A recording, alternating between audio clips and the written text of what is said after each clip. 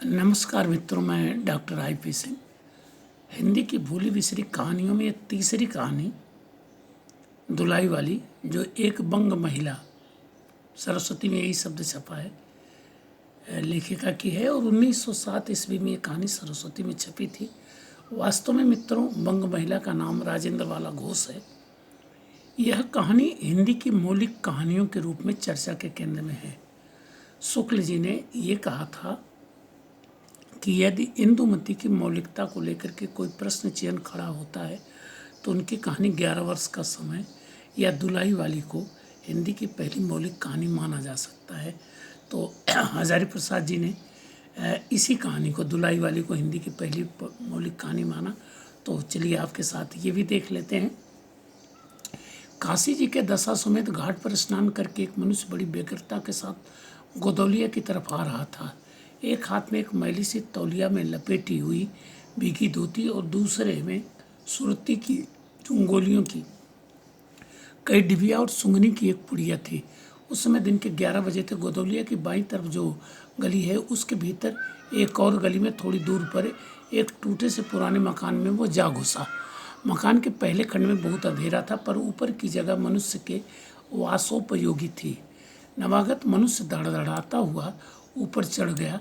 वहाँ एक कोठरी में उसने हाथ की चीज़ें रख दी और सीता सीता कहकर पुकारने लगा। क्या है, कहती हुई एक 10 वर्ष की बालिका आ खड़ी हुई। तब उस पुरुष ने कहा, सीता जरा अपनी बहन को बुला ला। अच्छा कहकर सीता गई और कुछ देर में एक नवीना स्त्री आकर उपस्थित हुई। उसे देखते ही पुरुष ने कहा, लो, हम लोगों को तो आज ही जाना होगा। इस बात को सुनकर स्त्री कुछ आश्चर्ययुक्त होकर और झुलाकर बोली, आज ही जाना होगा? यह क्यों? भला आज कैसे जाना हो सकेगा? ऐसा ही था तो सवेरे भैया से कह देते। तुम तो जानते हो कि मुंह से कह दिया बस छुट्टी हुई। लड़की कभी विदा की होती तो मालूम पड़ता। आज तो किसी सूरत जाना नहीं हो सकता। तुम आज कहती हो, हमें तो अभी जाना है। बात यह है कि आज ही नवल किशोर कलकत्ते से आ रहे हैं।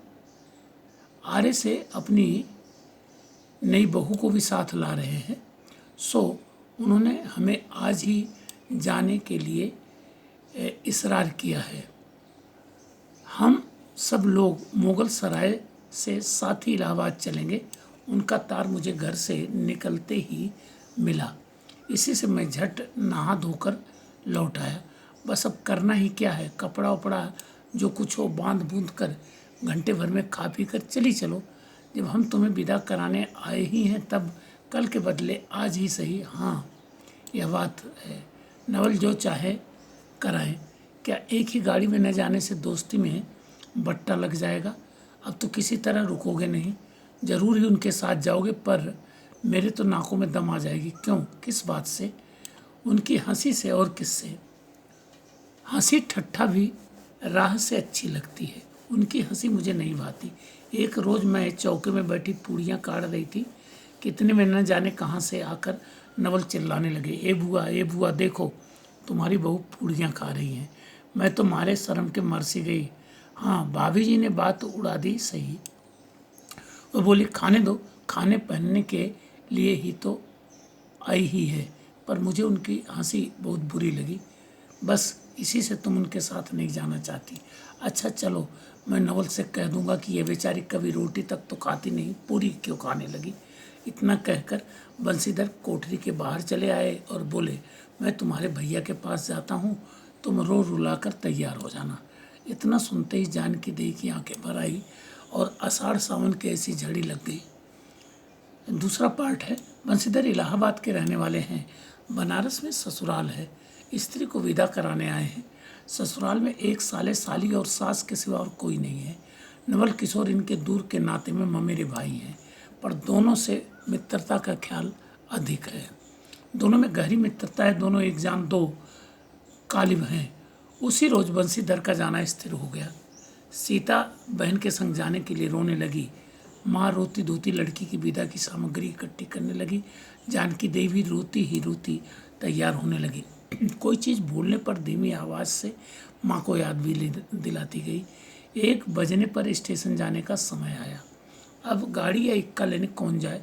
ससुराल वालों की अवस्था अब आगे किसी नहीं कि 2-4 नौकर चाकर हर समय बने रहें। सीता के बाप के न रहने से काम बिगड़ गया है। पैसे वाले के यहाँ नौकर चाकरों के सिवा और भी 2-4 खुशामदी गेरे रहते हैं। छूछे को कौन पूछे। एक कारिन है, सो भी इस समय कहीं गई है।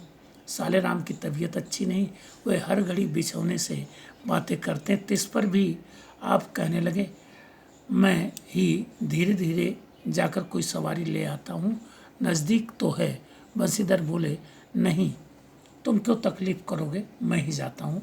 जाते जाते बंसीधर विचारने लगे कि इक्के की सवारी तो भले घर की स्त्रियों के बैठने लायक नहीं होती, क्योंकि एक तो उतने ऊंचे पर चढ़ना पड़ता है, दूसरे पराये पुरुष के संग एक साथ बैठना पड़ता है।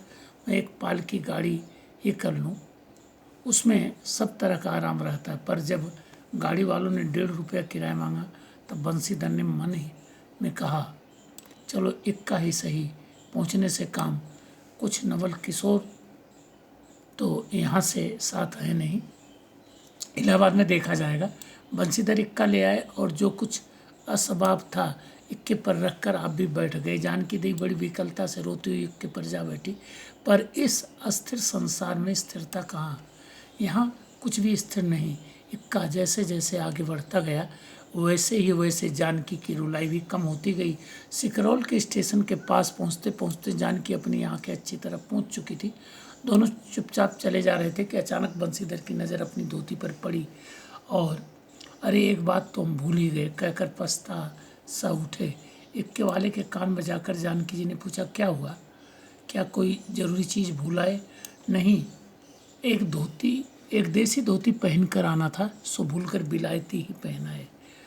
नवल किशोर स्वदेशी हुए हैं ना, वे बंगालियों से भी बढ़ गए हैं। देखेंगे तो 2-4 सुनाए बिना न रहेंगे। और बात भी ठीक है, नाहक बिलायती चीज़ें मोल लेकर क्यों रुपए की बर्बादी की जाए। देसी लेने से भी दाम लगेगा सही, पर रहेगा तो देश ही में। जानकी जी जरा भवें टेढ़ी करके बोली, धोती तो धोती,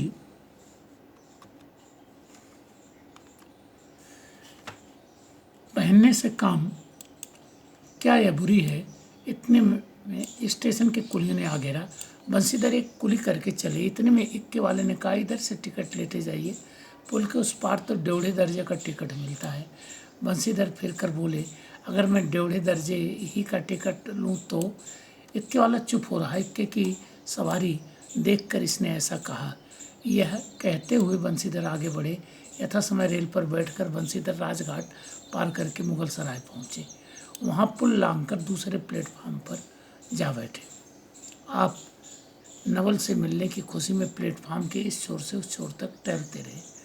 देखते देखते गाड़ी का धुआं दिखलाई पड़ा। मुसाफिर अपनी अपनी गठरी संभालने लगे। रेल देवी भी अपनी चाल धीमी करते हुए गंभीरता से आ खड़ी हुई। बंसीधर एक बार चलती गाड़ी ही में शुरू से आखिर तक देख गए, पर नवल का कहीं पता नहीं। बंसीधर फिर सब गाड़ियों को तहरा गए। भीतर घुस घुस कर एक एक डिब्बे को देखा, किंतु नवल न मिले। अंत को आप खिजला उठे और सोचने लगे कि मुझे तो वैसी चिट्ठी लिखी और आप न आया, मुझे अच्छा उल्लू बनाया। अच्छा, जाएंगे कहाँ, भेंट होने पर समझ लूँगा। सबसे अधिक तो सोच इस बात का था कि जानकी सुनेगी तो ताने पर ताना मारेगी, पर अब सोचने का समय नहीं। रेल की बात ठहरी। बंसीधर झट गए और जानकी को लाकर जनानी गाड़ी में बैठाया। वो पूछने लगी, नवल की बहू कहाँ है, वह नहीं आए, कोई अटकाव हो गया, कहकर आप बगल वाले कमरे में जा बैठे। टिकट तो 1.5 का था, पर 1.5 दर्जे का कमरा कलकत्ते से आने वाले मुसाफिरों से भरा था, इसलिए 3रे दर्जे ही में बैठना पड़ा। जिस गाड़ी में बंसीधर बैठे थे उसके सब कमरों में मिलाकर कुल 10-12 स्त्री पुरुष थे। समय पर गाड़ी छूटी। नवल की बातें और न जाने क्या अगड़ बगड़ सोचते गाड़ी कई स्टेशन पार करके मिर्ज़ापुर पहुंची। मिर्ज़ापुर में पेटराम की शिकायत शुरू हुई। उसने सुझाया कि इलाहाबाद पहुंचने में अभी देरी है। चलने के झंझट में अच्छी तरह उसकी पूजा किए बिना ही बंसीधर ने बनारस छोड़ा था, इसलिए आप झट प्लेटफार्म पर उतरे और पानी के बम्बे से हाथ मुंह धोकर एक खोचे वाले से थोड़ी सी ताज़ी पूड़ियाँ और मिठाई लेकर निराले में बैठ आपने उन्हें ठिकाने पहुंचाया। पीछे से जानकी की सुधाई सोचा कि पहले पूछ लें तब कुछ मोल लेंगे, क्योंकि स्त्रियां नटखट होती हैं, वो रेल पर खाना पसंद नहीं करती। पूछने पर वही बात हुई। तब बंसीधर लौटकर अपने कमरे में आ बैठे। यदि वो चाहते तो इस समय डोढ़े में बैठ जाते, क्योंकि अब भीड़ कम हो गई थी, पर उन्होंने कहा थोड़ी देर के लिए कौन बखेड़ा करे। बंसीधर अपने कमरे में बैठे तो एक मुसाफिर अधिक देख पड़े। आगे वालों में एक उतर भी गया था। जो लोग थे सब तीसरे ही दर्जे के योग्य जान पड़ते थे। अधिक सभ्य कोई थे तो बंसीधर ही थे। उनके कमरे के पास वाले कमरे में एक भले घर की स्त्री बैठी थी। वह बेचारी सिर से पैर तक ओढ़े, सिर झुकाए, एक हाथ लंबा घूंघट काढ़े, कपड़े की गठरी सी बनी बैठी थी। बंसीधर ने सोचा इनके संग वाले भद्र पुरुष के आने पर उनके साथ बातचीत समय बितावेंगे। एक दो करके तीसरी घंटी बजी। तब वह स्त्री कुछ कचा कर थोड़ा सा मुंह खोल जंगले से बाहर देखने लगी। ज्यों ही गाड़ी छूटी वह मानो कांप सी उठी। रेल का लेना देना तो हो ही गया था, अब उसको किसी की क्या परवाह। वह अपनी स्वाभाविक गति से चलने लगी। प्लेटफार्म पर भीड़ भी न थी, केवल 2-4 आदमी रेल की अंतिम विदाई तक खड़े थे। जब तक स्टेशन दिखलाई दिया तब तक वह बेचारी बाहर से देखती रही, फिर अस्पष्ट स्वर से रोने लगी। उसके कमरे में 3-4 प्रौढ़ा ग्रामीण स्त्रियां भी थी। एक जो उसके पास ही थी कहने लगी, अरे इनका मन ही तो ना ही आइलन हो, देखो हो रोवल करथीन। दूसरी, अरे दूसर गाड़ी में बैठा हुई हैं।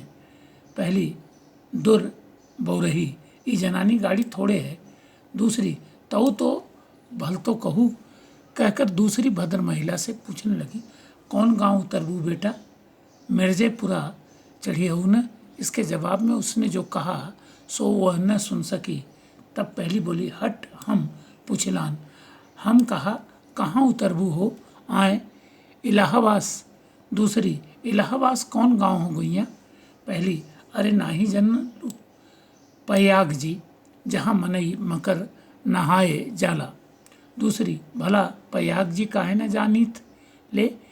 कहे के नहीं, तोहरे पच के धर्म से 4 दाई नहा चुकी है। ऐसो को सोमवारी और गहन दका दका लाग रहा तौन तोहरे काशी जी नहाए गई थे।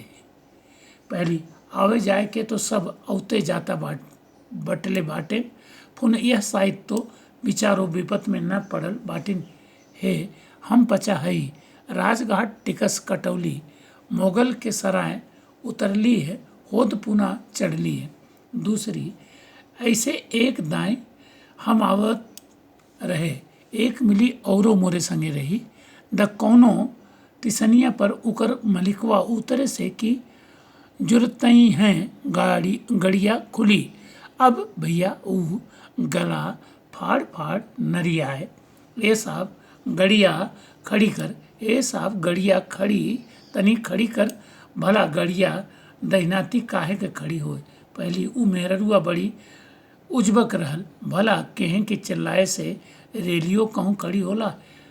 इसकी इस बात पर कुल कमरे वाले हंस पड़े। अब जितने पुरुष स्त्रियां थी एक से एक अनोखी बातें कहकर अपने अपने तजुर्बे बयान करने लगी। बीच बीच में उस अकेली अबला की स्थिति पर भी दुख प्रकट करती जाती थी। तीसरी स्त्री बोली, टिक्कसिया पल्ले बाय दनाही साहेबवा सुनी तो कलकत्ते ताए ले मसूलिया ली। अरे यूँ तो नहीं कि दूर ते आवत रहलन, फरागत के बदे उतर लेन।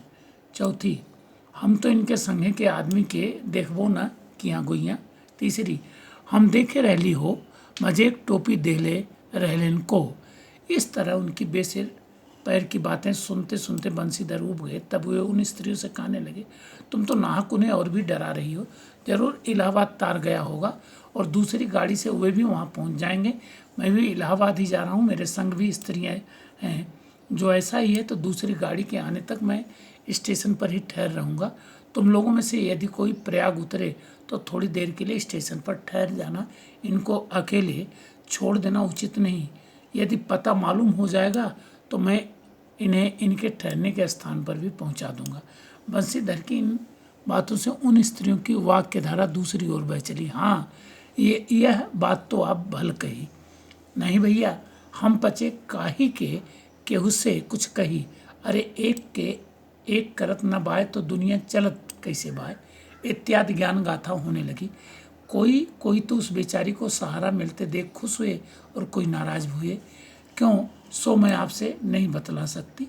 उस गाड़ी में जितने मनुष्य थे सभी ने इस विषय में कुछ न कुछ कह डाला। पिछले कमरे में केवल एक स्त्री जो फरासीसी छींट की दुलाई ओढ़ अकेली बैठी थी, कुछ नहीं बोली। कभी कभी घूंघट के भीतर से एक आंख निकालकर बंसीधर की और वह ताक देती थी और सामना हो जाने पर फिर मुंह फेर लेती थी। बंसीधर सोचने लगे कि यह क्या बात है। देखने में तो यह भले घर की मालूम होती है, पर आचरण इसका अच्छा नहीं। गाड़ी इलाहाबाद के पास पहुंचने को हुई। बंसीधर उस स्त्री को धीरज दिलाकर आकाश पाताल सोचने लगे। यदि तार में कोई खबर न आई होगी तो दूसरी गाड़ी तक स्टेशन पर ही ठहरना पड़ेगा, और जो उससे भी कोई न आया तो क्या करूँगा। जो हो, गाड़ी नैनी से छूट गई। अब साथ की उन अशिक्षिता स्त्री ने फिर मुँह खोला। का भैया, जो केहू बिन टिक्कस के आवत होए तो ओकर का सजाए होला। अरे ओका ई नाही चाहत रहा कि मेहरारू के तो बैठा देहलन और अपना तौन टिक्कस लेके चल देहलन। किसी किसी आदमी ने तो यहाँ तक दौड़ मारी कि रात को बंसीधर इसके जेवर छीन कर रफू चक्कर हो जाएंगे। उस गाड़ी में एक लाठी वाला भी था। उसने खुल्लम खुल्ला कहा, का बाबूजी कुछ हमरो साज। इसकी बात पर बंसीधर क्रोध से लाल हो गए। उन्होंने उसे खूब धमकाया। उस समय तो वह चुप हो गया, पर यदि इलाहाबाद उतरता तो बंसीधर से बदला लिए बिना न रहता। चौथा भाग। बंसीधर इलाहाबाद में उतरे। एक बुढ़िया को भी वहीं उतरना था। उससे उन्होंने कहा कि उनको भी अपने संग उतार लो। फिर उस बुढ़िया को उस स्त्री के पास बिठाकर आप जानकी को उतारने गए। जानकी से सब हाल कहने पर वो बोली, अरे जाने भी दो, किस बखेड़े में पड़े हो। पर बंसीधर ने न माना।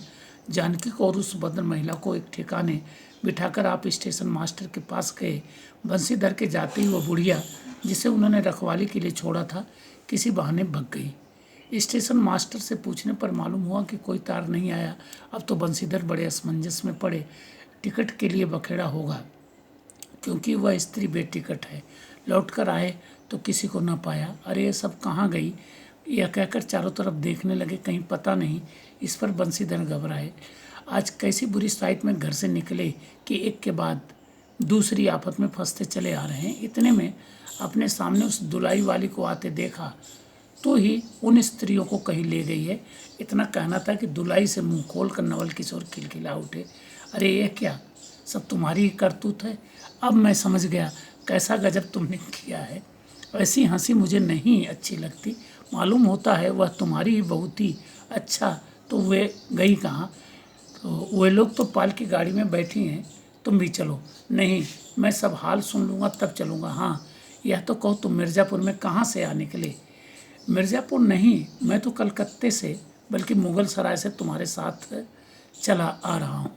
जब मुग़ल सराय में मेरे लिए चक्कर लगाते थे, तब मैं 1.5 दर्जे में ऊपर वाले बेंच पर लेटे तुम्हारा तमाशा देख रहा। फिर मिर्ज़ापुर में जब तुम पेट के धंधे में लगे थे, मैं तुम्हारे पास से निकल गया, पर तुमने न देखा। मैं तुम्हारी गाड़ी में जा बैठा, सोचा कि तुम्हारे आने पर प्रकट होऊंगा, फिर थोड़ा और देख लें।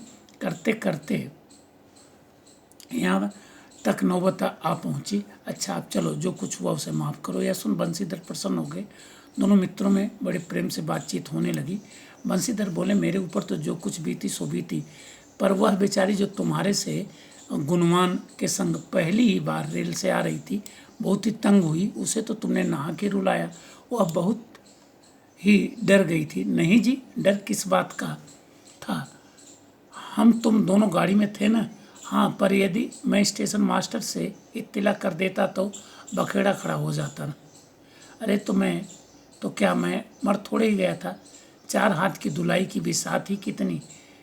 इसी तरह बातचीत करते करते दोनों गाड़ी के पास आए। देखा तो दोनों मित्र बधुओं में खूब हंसी हो रही है। जानकी कह रही थी, अरे तुम जाने हो क्या, इन लोगों की हंसी ऐसी होती है, हंसी में किसी के प्राण भी निकल जाएं तो भी इन्हें दया न आवे।